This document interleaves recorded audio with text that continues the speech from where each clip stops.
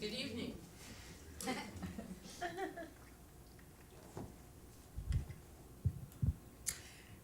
Bed of Roses. A few weeks ago, just before summer break, my students gave me a gorgeous bouquet of 24 roses. Tall, slender stalks crowned by tight, fragrant fists of color. Over the past 12 days, I watched as the buds opened, relaxing their radiance, exhaling their perfume in my room. I've tended them, changing the water twice, nipping stems, trimming excess leaves and dry patches. Now they have reached the zenith of their beauty, flaunting silken petals in sensual glory. Like a flirtatious bevy of coquettes, the roses slyly reveal their golden hearts, the whorls of pistils and stamens imprinted with ancient codes of regeneration. I know that shortly the petals will droop and fall apart, casting their pollen to the winds with fevered optimism. I witness this cycle of life and pause. It's a big bed, a big canopy bed, fit for a goddess. White wrought iron frame, a pastiche of tulips and tendrils, of waves caught mid-curl, sizzling with surf. Graceful, yet sturdy, the bed is a nest, a theater, a mise-en-scène of stormy passion and aching tenderness. A chariot, a rocket ride, a life raft. Altar of transubstantiation, graced space with flowers, candles, and incense. Music swells, and I am an ancient queen, a primordial priestess to the great mother goddess, radiant with the healing, transformative power of love. In the midst of ecstasy, I can grab a curling edge and steady myself, reaching up to the rods as I straddle my lover, stretching my spine along the Kundalini highway, coasting on an eternity pause. The pause that refreshes. Beyond menopause, or to quote Margaret Mead, post-menopausal zest.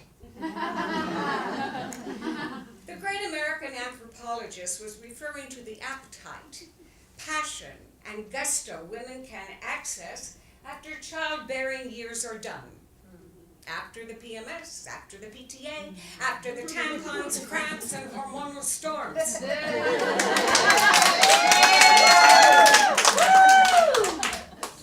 But post-menopausal sex, post-conception scenario, who needs it? Who wants it? So, there I was, 62 years old. My soulmate of 32 years had passed on, leaving me bereft, confused, shattered. After 2 years of mourning, I took a deep breath, gathered my courage, and set off in quest for sexual reconnection. I turned to online dating and embarked on a series of, mostly, educational and amusing anthropological expeditions. I made lists of what I was looking for in a guy. Brilliant and funny, fit and healthy, debt-free, with a love for our beleaguered planet, and passionate about pleasure, most especially mine.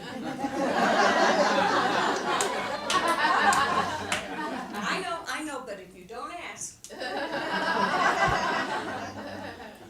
After 6 months of coffee dates and beta testing, I get lucky. I encounter, well, let me call him Daedalus, after the skilled craftsman of Greek myths, creator of sacred dancing ground, labyrinths, and cunning wings of wax. He is the man currently lying in my canopy bed. He is the Holy Grail. He is the man with the mirror neurons. We initiate our sexagenarian adventure together. We begin with an awkward phase of exploring each other's sensuality and responses, with the curiosity of lusty adolescence, but with the finesse that only comes with years. After we jettison the last clinging cobwebs of patriarchal shame and dust off some Paleolithic tricks, we begin to forge new tributaries to the fountain of youth.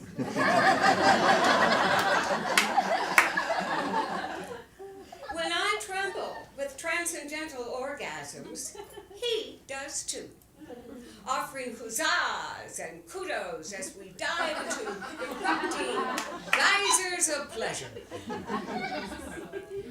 Lost in each other's ecstasies, the discrete boundaries between his toes and my fingers, between his broad shoulders and my arching back, between his magic thrusting rainbow and my quivering quim, dissolve, swirl heavenwards in scented clouds, sparking the divine.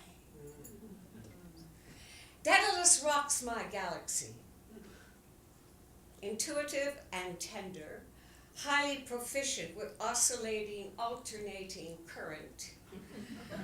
I lie in his arms dizzy, my body coursing with neurochemical signatures of endorphins and dopamines, bathed in post-orgasmic prolactin, serotonin, and holy oxytocin.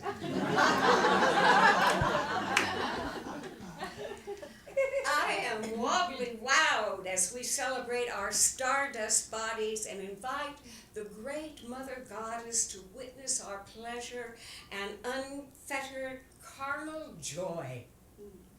We are fluent in Eros as a second language. Wow, wowie, wow, wow, wow! Pleasure sings, life can be sweet, open wide, ah!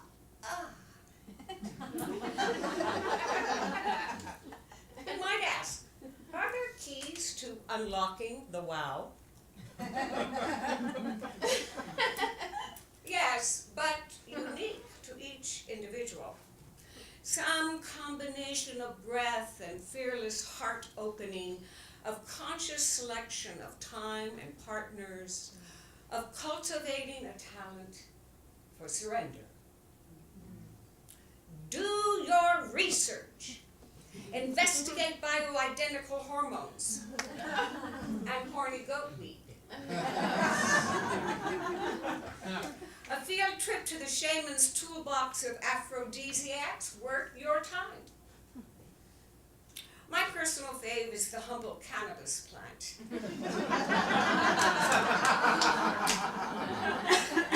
Very effective in breaking through the body armor we strap on to negotiate work and family stressors, traffic and environmental havoc, financial insecurity, and global malfeasance.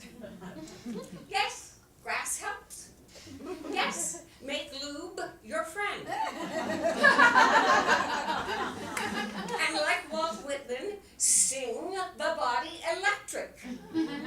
Explore the amazing world of oming, vibrating sex toys, 60 cycle amperage, expanding the yellow brick road to the land of wows. Self-wow, cluster wow, partner wow, wowing beyond the realms of imagination. Please understand our lovemaking isn't just for selfish pleasure. No. We make love for Syrian refugees and gun control laws. We make love for the endangered polar bears and orangutans, for the glaciers, oceans, and rainforests. We dedicate our happiness to those who suffer in darkness, isolation, and despair. Cognizant of the gap between ourselves and the world at large, we embrace the idea, the 60s mantra, that we are literally making love, not war. We do what we can to increase peace on the planet. We are missionaries. No, we are high priests of love. At this stage of my life, I recognize all my follies and failures, triumphs and wrong turns, all that shit. That's excellent compost and fertilizer for my garden. I'm in full bloom, having the best sex of my life, joyful and at home in my still rather splendid body. Yes, I can see the fine lines in my face and sags here and there, but I never felt so alive. When we make love, we are ageless and eternal, the alpha and omega, vibrating in tune with the very essence of wow. Yes, but I hear some curmudgeon-y critic out there. It won't last forever. One day your bliss will dry up, illness will overtake you, natural disaster will drain life of its technicolor brilliance. You can't go around banking on perpetual orgasmic transcendence.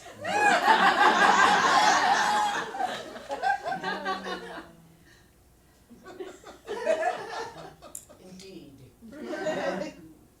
Still, we do have a finite number of moments, hours, days, months, years to play around with between the overture and the big finale. Isn't that all the more reason to rejoice while we can? To unlock the gates of heaven, take that audacious backflip into the unknown. Make love, tempus fugit, carpe diem, and gather ye rosebuds while ye may,